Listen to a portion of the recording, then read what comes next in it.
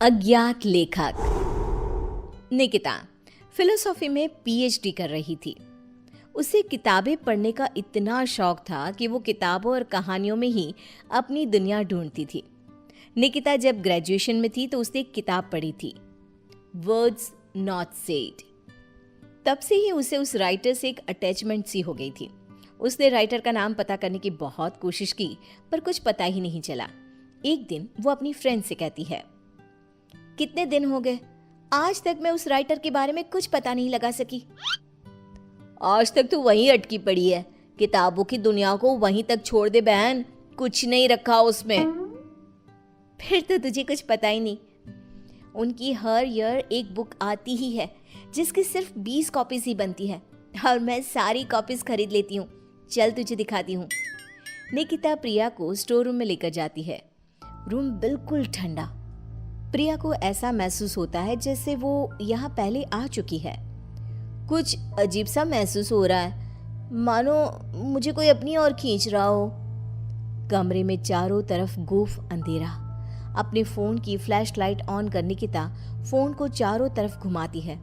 हर तरफ बस उस अज्ञात राइटर की ही किताबें थी। सारी बुक्स को यहाँ छिपा कर रखती हूँ मैं, मेरे अलावा यहाँ कोई भी आता नहीं, इसीलिए इस बात की घर पर किसी को भनक तक नहीं है। ऐसा क्या होता है उनकी किताबों में कि तू इतनी दीवानी हो गई है उस राइटर की। निकिता वहीं अपने पास के सेफ से एक बुक उठाती है। उसकी धूल झटकती हुई उसका पहला पन्ना पढ़ना शुरू करती है। ठंडे बंद कमरे में टॉर्च की एक सीधी रोशनी के उजाले में वो दोनों मेरी लिखी किताबें पढ़ रही थी। तभी उसकी सहेली को अपने कंधे पर किसी का हाथ महसूस होता है। ओह ओह! क्या हुआ प्रिया, तू चीखी क्यों?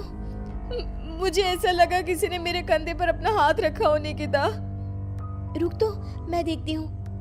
निकिता हर तरफ लाइट दिखाती है पर वहां पर कोई नहीं होता। देख तो, कहाँ कोई है यहाँ? छोड़, तू कहानी सुन। फिर उसे लगता है मानो एक भारी सा हाथ उसके सर को सहलाता है। क्या फालतू किताब है, बंद कर इसे, मैं घर जा रही हूँ। दोनों कमरे से बाहर आ जाते हैं। क्या हुआ यार, तू ऐसे अचानक बाहर क्यों आ गई? अरे कैसी किताब है यार प्रिया, तू जो कुछ भी पढ़ रही थी सब वैसा ही हो रहा था। अब समझ में आया तू खोई खोई सी क्यों रहने लगी है। एक मिनट, क्या वो राइटर मुझे भी जानता है? मेरे बारे में और क्या क्या लिखा है उसमें? दे मुझे वो किताब दे, मैं घर जा रही हूँ, वहीं पढ़ूंगी। मुझे जानना है कि फिर मेरे साथ क्या होगा। निकिता के लाख मना करने के बाद भी प्रिया एक बुक लेकर चली जाती है और उसी दिन से उसका नंबर ऑफ आने लगता है। अगली सुबह निकिता को अपने घर के गेट पर ही वही बुक एक एनवलप में रैप्ड मिलता है। एक हफ्ते तक प्रिया की कोई खबर नहीं मिलती। निकिता किताब का पन्ना पलटती है जहां प्रिया के गायब होने के बाद टू बी कंटिन्यूड लिखा था। अब मैं नेक्स्ट पार्ट का वेट नहीं कर सकती। प्रिया मेरे कारण ही गुमशुदा हुई है, पर मैं क्या करूं?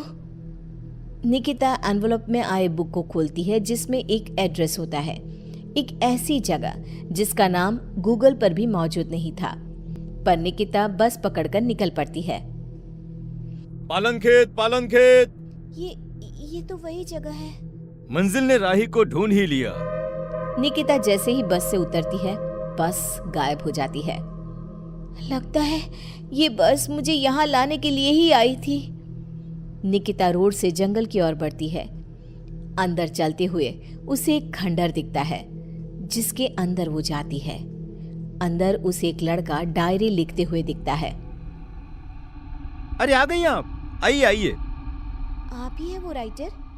मुझे बताइए कहाँ है प्रिया? वहां देखो। निकिता देखती है कि दीवार पर प्रिया की तस्वीर लगी हुई है जिस पर हार चढ़ा हुआ है। प्रिया की फोटो के साथ वहां कई और लोगों की तस्वीरें भी थी। ये सब क्या है? मेरी कलम श्रापित है, मैं ना भी चाहूं तो भी ये चलेगी। जिस किसी का जिक्र ये करती है उसे मार कर ही दम लेती है। ये सिलसिला शुरू हुआ था जब मैं 16 साल का था। एक नदी के किनारे मुझे ये पेन मिली। मैं इसे अपने कबर्ड में रख कर भूल गया। फिर एक दिन अचानक कबर्ड से लाल रोशनी आई। मैंने उसे खोला तो पेन चमक रही थी और इसने लिखी मौत की दास्तां। मेरा सब कुछ इसने छीन लिया, सब कुछ। मैंने उसे खत्म करना चाहा, पर नाकाम रहा। मैं सब कुछ छोड़कर जंगल में रहने लगा, पर यह तब भी नहीं रुकी। तो इसे रोकेगा कौन? तुम नहीं मरी। बाकी जिस किसी का भी इसने जिक्र किया, उसको इसने निगल लिया। तुमने मेरी सारी बुक्स पढ़ी, उसे संभाल के रखा, पर तुम्हें कुछ नहीं हुआ। तुम ही वो मसीहा हो निकिता। मुझे बचा लो और इस खेल को रोक दो निकिता। निकिता पेन उठाती है। उसके पेन को पकड़ते ही एक औरत उड़ती हुई आती है और पीछे से उसे लिपट जाती है। उसके शरीर से खून बहे जा रहा था। खुले बाल, झुर्रियों से भरा उसका चेहरा बड़ा डरावना लग रहा था। मेरी गोद में बैठो निकिता, आओ ना। नहीं, बहकना मत निकिता। यही है पेन की मालकिन, रूहें खाती है ये। इसकी बात मत सुनो निकिता। लिखो निकिता, फिर वो लड़की खुद को मार देती है। निकिता पेन उठाती है और लिखती है। करण उछलकर दूर गिर जाता है।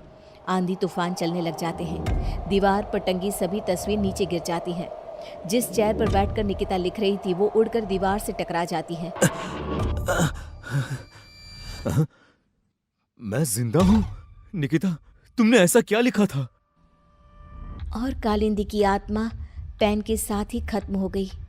ये लिखकर मैंने पेन की नींव तोड़ दी थी।